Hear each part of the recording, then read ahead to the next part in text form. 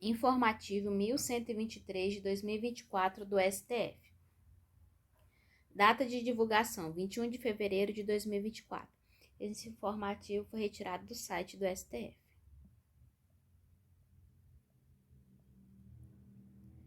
Matéria: Direito Administrativo, Militar, Ingresso e Concurso, Vagas reservadas para mulheres. Direito Constitucional, Princípios Constitucionais, Direitos e Garantias Fundamentais. Tema: Limitação de vagas para mulheres em concurso público da Polícia Militar. ADI 7492/AM. Resumo: a reserva de vagas para candidatas do sexo feminino para ingresso na carreira da Polícia Militar, disposta em norma estadual, não pode ser compreendida como autorização legal que as impeça de concorrer à totalidade das vagas disponíveis em concursos públicos, isto é, com restrição e limitação a determinado percentual fixado nos editais. A Constituição Federal estabelece o dever de inclusão de grupos historicamente vulnerabilizados.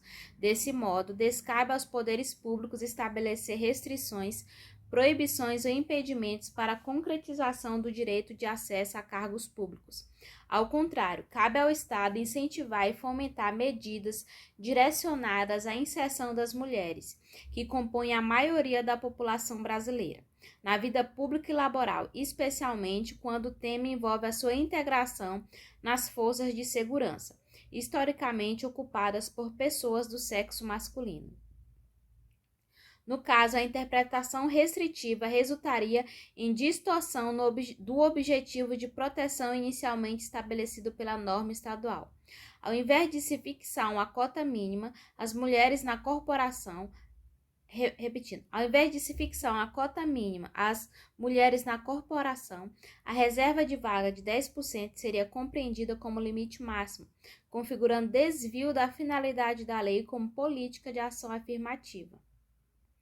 Uma interpretação dessa espécie viola diversos dispositivos e princípios constitucionais, como o direito à não discriminação em razão de sexo, artigo 3º, inciso 4 da CF, o direito à isonomia e à igualdade entre homens e mulheres, artigo 5º, caput e 1, inciso 1 da CF, o direito à proteção do mercado de trabalho da mulher, artigo 7º, inciso 20 da CF, a proibição à adoção de qualquer critério discriminatório por motivo de sexo, quando da admissão em ocupações públicas, artigo 7º, inciso 30 da CF, a universalidade do concurso público em que o direito de acesso a cargos, empregos e funções públicas é conferida a todas as brasileiras e a todos os brasileiros que cumprirem os requisitos previstos em lei, artigo 37, inciso 1 da CF. Além da reserva legal para o estabelecimento de eventuais requisitos diferenciadores na admissão de servidores públicos quando exigido pela natureza do cargo, artigo 39, parágrafo 3º da CF. Com base nesse entendimento, o plenário, por unanimidade, julgou procedente a ação para conferir interpretação conforme a Constituição ao artigo 2º, parágrafo 2º da Lei 3.498 de 2010, na redação que lhe foi conferida pela Lei 5.671 de 2021, ambas do Estado do Amazonas, a fim de se afastar qualquer exegese que admita restrição à participação de candidatas do sexo feminino nos concursos públicos para combatentes da corporação militar, sendo-lhes assegurado o direito de concorrer à totalidade das vagas oferecidas nos certames, para além da reserva de 10% de vagas exclusivas, estabelecida pelo dispositivo que deve ser reconhecido como política de ação afirmativa. Segue a legislação do Estado do Amazonas. Próximo. Matéria: Direito Administrativo, Serviços de Telecomunicação, Televisão por Assinatura, Direito Constitucional, Ordem Econômica e Financeira, Comunicação Social, Processo Legislativo, Medida Provisória, Pertinência Temática, TV por Assinatura, Tema: TV por Assinatura, Inclusão Obrigatória de Canais Gratuitos, ADI 6.921/DF e ADI 6.931/DF. Resumo: É constitucional, norma legal que amplia as obrigações de carregamento compulsório a cargo das distribuidoras de sinal de TV por assinatura em relação ao conteúdo de geradoras locais de radiodifusão, a fim de incluir canais gratuitos em todos os pacotes e sem quaisquer ônus ou custos adicionais aos assinantes. Embora os marcos legais da telecomunicação não possam ser alterados por medida provisória, artigo 246, artigo 246 da Constituição, acumulado com o artigo 2º da Emenda Constitucional número 8 de 95, não há óbice a regulamentação da comunicação audiovisual de acesso condicionado.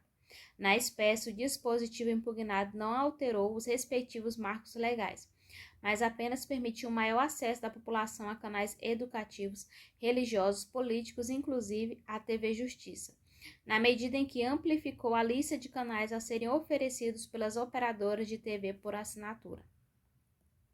Ademais, a emenda parlamentar que deu origem à norma questionada, Lei 14.173 de 2021, artigo 11, permitiu o carregamento de canais de programação de distribuição obrigatória por TV por assinatura. Assim, ela apresenta pertinência temática com a medida provisória editada para garantir a desoneração fiscal do setor, MP número 1018 de 2020. Ambas possuem a mesma finalidade, ampliar o acesso à informação a toda a população brasileira. Por fim, não existe violação à livre concorrência. A disposição legal estendeu para todas as operadoras de TV por assinatura uma regra já vigente para aquelas que transmitem o sinal por satélite. Nesse contexto, desde que haja proporcionalidade entre a restrição imposta e a finalidade do interesse público, como ocorre na hipótese, o princípio da livre iniciativa, artigo 170 da CF, não proíbe a atuação estatal subsidiária sobre a dinâmica econômica, notadamente para garantir o alcance de objetivos indispensáveis à manutenção da coesão social, com a proteção do consumidor, a redução das desigualdades regionais e sociais, a promoção da cultura nacional e regional e a regionalização da produção cultural, artística e jornalística. Artigo 221, incisos 2 e 3 da CF. Com base nesses entendimentos, o plenário, em apreciação conjunta, por unanimidade em relação à ADI 6.921/DF, por maioria em relação à ADI 6.931/DF, julgou improcedente as ações para declarar a constitucionalidade do artigo 32, parágrafo 15, da Lei 2.485 de 2011, na redação conferida pelo artigo 11 da Lei 14.173 de 2021. Segue a legislação pertinente. Próximo, matéria, direito constitucional, aposentadoria compulsória, limite etário, poder constituinte decorrente reformador. Tema, aposentadoria compulsória no âmbito estadual, aumento da idade para membros de determinadas carreiras em parâmetro distinto ao fixado pela Constituição Federal, ADI 5.298/RJ e ADI 5.304/RJ. Resumo. É inconstitucional norma de Constituição Estadual que estabelece limite etário para a aposentadoria compulsória diverso do fixado pela Constituição Federal. Conforme jurisprudência desta Corte, é vedado ao Poder Constituinte Estadual definir limite de idade para a aposentadoria compulsória em contrariedade ao que fixado pelo texto constitucional. Na espécie, a norma impugnada fixou limite diferente de 70 anos de idade para a aposentadoria compulsória dos servidores efetivos e magistrados, conforme previa a Constituição Federal, na redação vigente à época de sua edição, artigo 40, parágrafo 1º da CF, inciso 2, cumulado com o artigo 93, inciso 6. Nesse contexto, vislumbra-se invasão da prerrogativa conferida à União para estabelecer normas gerais de reprodução obrigatória sobre previdência social, artigo 24, inciso 12, parágrafo 1º e 4º da CF, bem como extrapolação aos limites do exercício do poder constituinte decorrente reformador. Com base nesses entendimentos, o plenário, em apreciação conjunta por unanimidade, julgou procedentes as ações confirmando a medida cautelar anteriormente deferida para declarar a inconstitucionalidade da Emenda Constitucional 59 de 2015 do Estado do Rio de Janeiro. Segue a legislação pertinente do Estado do Rio de Janeiro. Próximo. Matéria: Direito Tributário, Fundo Estadual, Imposto vinculado a Fundo, Adicional de ICMS, Direito Constitucional, ICMS, Limitações ao poder de tributar, Competências do Senado Federal. Tema: Fundo Estadual do Transporte, Fontes de Receita e Natureza Jurídica da Contribuição. ADI 6.365/TO. Resumo: são inconstitucionais dispositivos de lei estadual que determinam recolhimento ao Fundo Estadual do Transporte, FET, de percentual incidente sobre o valor destacado do documento fiscal relativas a operações de saídas interestaduais ou com destino à exportação de produtos de origem vegetal, animal ou mineral. A contribuição ao FET, por ser compulsória e não se vincular a qualquer atividade estatal, possui natureza jurídica de imposto, sujeitando-se às limitações constitucionais ao poder tributar. Assim, por possuir fato gerador, operações de saída de mercadorias, produtos de origem vegetal, mineral ou animal e base de cálculo, valor destacado no documento fiscal, idênticos aos do ICMS, configura adicional de alíquota do ICMS com receita vinculada, assim como os adicionais do ICMS destinados aos fundos estaduais de combate à pobreza, todavia sem amparo constitucional. Nesse contexto, a referida cobrança viola o texto constitucional. Além de vedada a vinculação da receita de imposto a fundo não previsto na Constituição Federal, os Estados-membros estão proibidos de criar adicionais sobre as alíquotas interestaduais do ICMS, bem como não podem impor restrições às hipóteses de imunidade estabelecidas no texto constitucional, como é o caso da imunidade em relação ao ICMS para as operações que destinem mercadorias ao exterior. Artigo 155, parágrafo 2º, inciso 10 da CF. Inciso 10, alinhado à CF. Com base nesses entendimentos, o plenário, por unanimidade, julgou procedente a ação para declarar a inconstitucionalidade do inciso 6 do artigo 6º e dos artigos 7º e 8º, todos da Lei 3.617 de 2019 do Estado do Tocantins. Legislação pertinente. Artigo 167 da Constituição.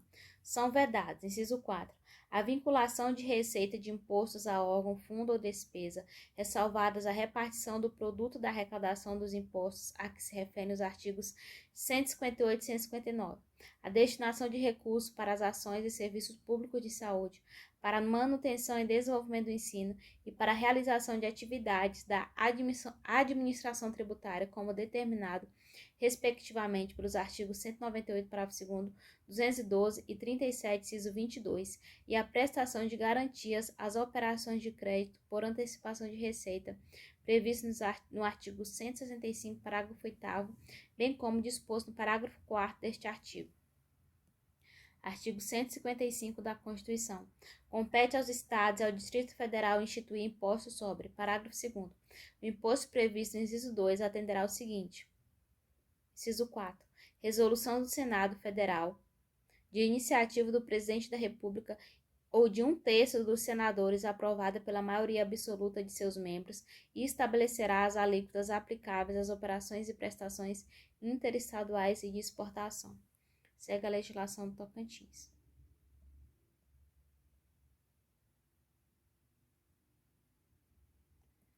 Próximo. Matéria: Direito processual penal, ação penal, nulidade, prova ilícita, direito constitucional, direitos e garantias fundamentais. Tema: provedores de internet, limites da requisição cautelar de dados. HC 222.141 AGR/PR. Resumo: são nulas as provas obtidas a partir de dados preservados em contas da internet, com o congelamento e a consequente perda da disponibilidade, mediante requerimento do Ministério Público, sem a prévia autorização judicial de quebra de sigilo e fora das hipóteses legais. O Marco Civil da Internet, Lei 2.965/2014, exige, em regra, a autorização judicial para disponibilizar dados pessoais, comunicações privadas ou informações relativas a registro de conexão e acesso, tendo em vista o direito à preservação da intimidade, da vida privada, da honra, da imagem e dos dados pessoais, inclusive nos meios digitais. Artigo 5º, inciso 10 e 79 da CF. O parquet pode requerer, entretanto, de forma cautelar, que apenas os registros de conexão e de acesso às aplicações de internet sejam guardados antes da autorização judicial, por determinado período, desde que limitados ao conjunto de informações referentes à data e à hora de uso de uma específica aplicação e a partir de um determinado endereço IP. Na espécie, o órgão ministerial, sem autorização judicial, expede ofícios a provedores de internet para determinar a preservação dos dados e e-mails, informações cadastrais, históricos de localização e pesquisas, conteúdo de e-mail e iMessages Hangouts, fotos e nomes de contatos de pessoas investigadas. Assim, a subtração do controle do cidadão sobre suas informações, sem a devida observância das regras de organização e procedimento, além de afrontar a legislação pertinente e alguns dos direitos e garantias fundamentais, ofende o direito à autodeterminação informativa do indivíduo. Com base nesses entendimentos, a segunda turma, por maioria, negou provimento aos agravos regimentais. Legislação pertinente. Lei 2.965/2014. Artigo 5º. Para efeitos desta lei, considera-se: 6. Registro de conexão. O conjunto de informações referentes à data e hora de início e término de uma conexão à internet, sua duração e endereço IP utilizado pelo terminal para o envio e recebimento de pacote de dados. 8. Registro de acesso a aplicações de internet. O conjunto de informações referentes à data e hora de uso de uma determinada aplicação de internet a partir de um determinado endereço IP. Artigo 10. A guarda e a disponibilização dos registros de conexão e de acesso a aplicações de internet de que trata essa lei, bem como de dados pessoais de conteúdo de comunicações privadas, deve atender à preservação da intimidade, da vida privada, da honra e da imagem das pessoas direta ou indiretamente envolvidas. Parágrafo 1º. O provedor responsável pela guarda somente será obrigado a disponibilizar os registros mencionados no caput de forma autônoma ou associados a dados pessoais ou a outras informações que possam contribuir para a identificação do usuário ou do terminal, mediante ordem judicial, na forma do disposto na seção 4 deste caput, respeitado o disposto no artigo 7º, parágrafo 2º. O conteúdo das comunicações privadas somente poderá ser disponibilizado mediante ordem judicial, nas hipóteses e na forma que a lei estabelecer, respeitado o disposto no inciso 2 e 3 do artigo 7º do parágrafo 3º. O disposto no caput não impede o acesso aos dados cadastrais que informem qualificação pessoal, filiação e endereço na forma da lei, pelas autoridades administrativas que detenham competência legal para sua requisição. Parágrafo 4º. As medidas e os procedimentos de segurança e de sigilo devem ser informados pelo responsável pela provisão de serviços de forma clara e atender a padrões definidos em regulamento, respeitado seu direito de confidencialidade quanto a segredos empresariais. Artigo 13. Na provisão de conexão à internet, cabe ao administrador de sistema autônomo respectivo o dever de manter os registros de conexão sob sigilo em ambiente controlado e de segurança pelo prazo de 1 ano nos termos do regulamento. Parágrafo 1º. A responsabilidade pela manutenção dos registros de conexão não poderá ser transferida a terceiros. Parágrafo 2º. A autoridade policial ou administrativa ou o Ministério Público poderá requerer cautelarmente que os registros de conexão sejam guardados por prazo superior ao previsto no caput. Parágrafo 3º. Na hipótese do parágrafo 2º, a autoridade requerente terá o prazo de 60 dias contados a partir do requerimento para ingressar com o pedido de autorização judicial de acesso aos registros previstos no caput. Parágrafo 4º. O provedor responsável pela guarda dos registros deverá manter sigilo em relação ao requerimento previsto no parágrafo 2º, que perderá sua eficácia caso o pedido de autorização judicial seja indeferido ou não tenha sido protocolado no prazo previsto no parágrafo 3º. Parágrafo 5º. Em qualquer hipótese, a disponibilização requerente dos registros de que trata este artigo deverá ser precedida de autorização judicial conforme disposto na seção 4 deste caput. Parágrafo 6º. Na aplicação de sanções pelo descumprimento ao disposto neste artigo, serão considerados a natureza e a gravidade da infração, os danos dela resultantes, eventual vantagem oferida pelo infrator, as circunstâncias agravantes, os antecedentes do infrator e a reincidência. Artigo 15. O Provedor de aplicações de internet constituído na forma de pessoa jurídica e que exerça essa atividade de forma organizada, profissionalmente com fins econômicos, deverá manter os respectivos registros de acesso a aplicações de internet sob sigilo, em ambiente controlado e de segurança pelo prazo de 6 meses, em termos do regulamento. Parágrafo 1º. A ordem judicial poderá obrigar, por tempo certo, os provedores de aplicações de internet que não estão sujeitos ao disposto no CAPT a guardarem registros de acesso a aplicações de internet, desde que se trate de registros relativos a fatos específicos em período determinado. Parágrafo 2º. A autoridade policial ou administrativa ou o Ministério Público poderão requerer cautelarmente a qualquer provedor de aplicações de internet que os registros de acesso a aplicações de internet sejam guardados, inclusive por prazo superior ao previsto no CAPT, observado o disposto para parágrafo 3º e 4º do artigo 13. Parágrafo 3º. Em qualquer hipótese, a disponibilização de autorização judicial, conforme disposto na seção 4 deste CAPT, parágrafo 4º. Tá errado. Repetindo, parágrafo 3º. Em qualquer hipótese, a disponibilização requerente dos registros de que trata este artigo deverá ser precedida de autorização judicial conforme disposto na seção 4 deste capítulo. Parágrafo 4º. Na aplicação de sanções pelo descumprimento ao disposto neste artigo, serão considerados a natureza e a gravidade da infração, os danos dela resultantes, eventual vantagem oferida pelo infrator, as circunstâncias agravantes, os antecedentes do infrator e a reincidência. Próximo. Matéria: direito tributário, contribuições sociais, PIS, COFINS, não cumulatividade, creditamento. Tema: reavaliação de bens e direitos do ativo permanente, possibilidade de desconto de crédito do PIS e COFINS. RE 1.402.871 AGR/RS. Resumo: a inconstitucionalidade do caput do artigo 31 da Lei 10.865 de 2004 não é extensiva ao parágrafo 2º do mesmo artigo.